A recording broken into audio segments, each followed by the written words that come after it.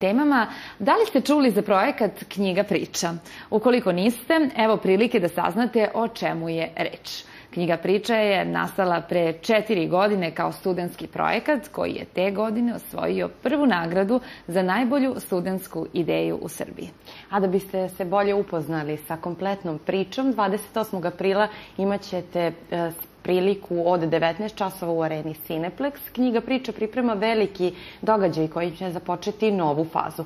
Događaj je nazvan Nova faza slušanja audio knjiga, a o svim detaljima razgovaramo sa našim gostom u studiju jutarnjeg programa je Nenad Iđoški, autor. Dobro jutro, dobro nam došli. Dobrodošli. Pa evo, na samom početku smo rekli, pre 4 godine nekako je krenula cijela ova priča i ideja. Kako je došlo do toga? Pa sad, samo da se vratim malo unazad, da se prisetim. Tih početaka, da, tih početaka. U suštini bio je najviše iz te neke želje da se napravi nešto, to je da se olakša meni neka radnja. Sa nekim drugom sam ja zapravo bio i pričao o tome i to je u suštini bilo da vidimo na neki način da olakšamo sebi čitanje. I audio knjige kao jedan format su zanimljiv način za čitanje i onda je kroz toga išla priča, razvijala se vremenom, išli smo neka razna takmičenja, jedno takmičenje ste spominjali, koje smo osvojili, dobijali razne povratne informacije i od ljudi i od nekih mentora koji su postojali na tim takmičenjima i to se vremenom razvijalo i danas knjiga priča izgleda ovako. Tada, kad smo započeli, nije izgledala ovako, bilo nekih raznih drugačijih načina pristupa, ali eto, danas je knjiga priča kompanija koja ima godinu dana zvanično od kad smo lancirali i ide to polako u dobrom smeru, tek je rano u industriji kao audio knjiga, pošto ljudi treba polako da se naviknu na taj format, da se upoznaju s tim formatom. Koliko im je blizak taj format, s obzirom na to da je nama nekako knjiga uvek nešto što treba da prelistamo, da vidimo, da osetimo, da se saživimo nekako i sa tim koricama i sa papirima, kako ljudi reaguju sad na taj audio moment? Imamo razne neke reakcije. Dosta puta se dešava da su zainteresovani da probaju, jer je kao neka inovacija, novina, moderna. Ali imamo naravno i komentare kao što si Ana spomenula da jednostavno ljudi vole da opipaju knjigu i to je kao za njih takav format. I onda mi uvek tu kažemo da nije pointa da skroz pređete u audio format, nego da vidite da iskombinujete to sa načinom života, jer imamo neke ljude koji, na primjer, dosta puta putuju, vole da idu u teretanu, ne stižu da čitaju kao što bi želeli i onda tu dođe odlično ovaj audio format da se iskombinuje sa nekim aktivnostima i da vi jednostavno, na primjer, na nemesečnom nivou poslušate 2-3 audio knjige, a pročitate isto tako 1-2 knjige fizičke i onda to onako u širini daje jednu dobru statistiku za čitanje, a i vama daje jednostavno znanje. Da, koliko knjiga ste do sada preveli na to neko audio izdanje? Pa ne kažemo mi preveli, kažemo prebacili u audio format, da. U suštini sad smo prešli cifru od 50 audio knjiga, što je jedna zanimljiva brojka za nas kao firmu. Uspeli smo za samo godinu dana da malo više od duplo audio knjiga objavimo, što je super. I to sad ide, što će ići mnogo boljim tempom, imamo mnogo bolji odzivi što se tiče izdavača. Znači imali smo, u početku su bili i takvi problemi gde jednostavno izdavači nisu razumeli celu priču i koncept, ali vremenom, pošto smo bili uporni, a i pojavljivali smo se i na sajmovima knjiga, odzivi ljudi su isto tako i povećali da izdavači budu zainteresovani i danas stvarno imamo jedan veliki broj izdavača. Neću dodajem koliko čekamo za prezentaciju, ali imamo jedan veliki broj izdavača i samostalnih autora koji jako rado hoće da sarađuju sa knjiga priča i nama je to jako drago. Kažete 50 knjiga otprilike, preko 50. Na koji način birate knjige?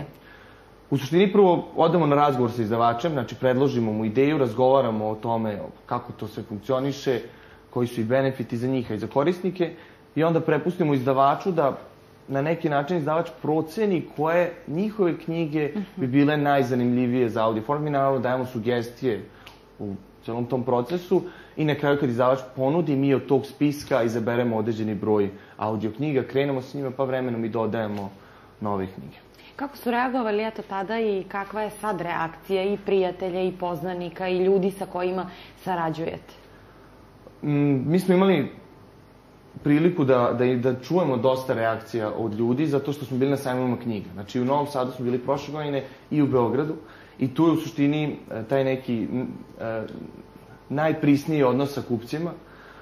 Kao što sam rekao, bilo je pomešana reakcija, imamo ljude koji kažu da to nije za njih i da neće ni tako ni da poslušaju, imamo ljude koji kažu, pa nisam nikad čuo, pa poslušaju, tako da je različiti su. Da, različite mišljenja. Sada idemo u nekoj fazi smo gde u novoj fazi, ulazimo u novu fazu gde će mnogo bolji odziv biti ljudi na sve, vezano i za registraciju i kupovinu, a jednostavno za kao samu činjenicu da audio knjige postoje, pa je sad u tom nekom narednom periodu malo veći fokus na tome da se ljudi brže upoznaju sa audio knjigom. I kako se to funkcioniše? Na koji način mi na internetu možemo da pronađemo? Da li treba da se ulogujemo? Da li nam je potrebna neka šifra? Evo, neko koji svakodnevnog razgovora čuje audio knjige, šta treba da ukuca u pretraživaču?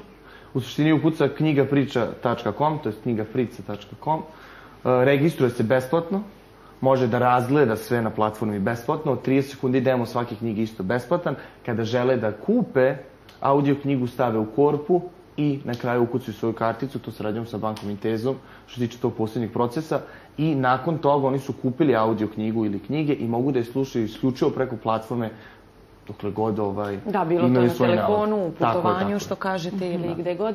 Evo, u 28. aprila pripremate i to novo izdanje, na koji način će svima biti predstavljeno. Arena Cineplex je mesto dešavanja. Tako je, znači 28. aprila imamo jedan događaj koji smo nazvali nova faza slušanja audio knjiga, gde ćemo i prijateljima, porodici, ali i partnerima i ljudima koji na neki način prate Knjiga priča, prezentovati neke novine koje uvodimo, ali i neke postojeće stvari koje smo uspeli da ostvarimo u ovom prethodnom periodu, to je sad nekih godinu dana od kad smo zvanično lancirali platformu.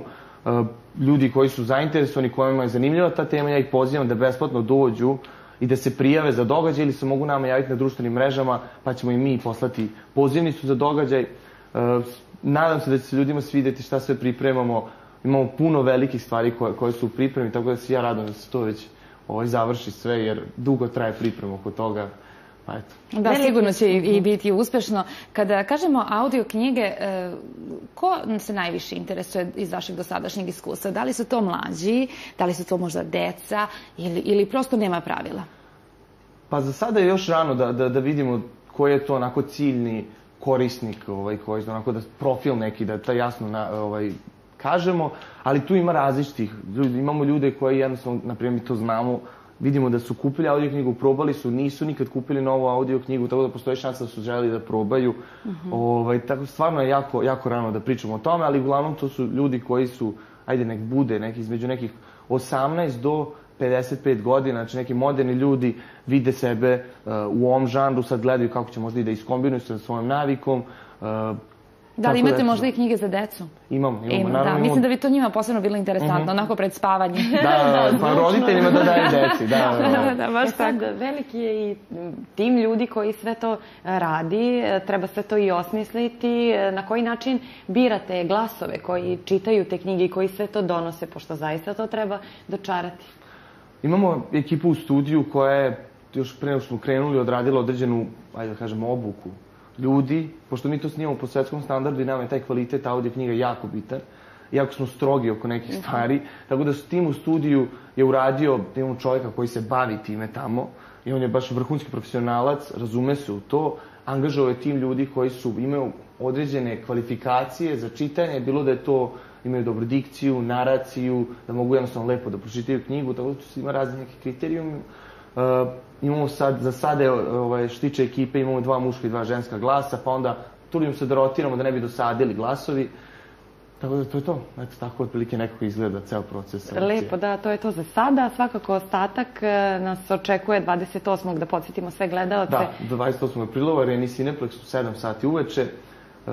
Prijavite se za događaj, javite nam se na društvenim mrežama, ukucite Knjiga priča, pustite nam poruku da ste zainteresovani, poslaćemo vam pozivnicu i eto onda da ne odajemo više šta će sve biti tamo. Da, onda sve detaljnije u Areni Cineplex 28. aprila od 19 časova bio je to Nenad i Đoški. Hvala vam puno što ste bili naš gost.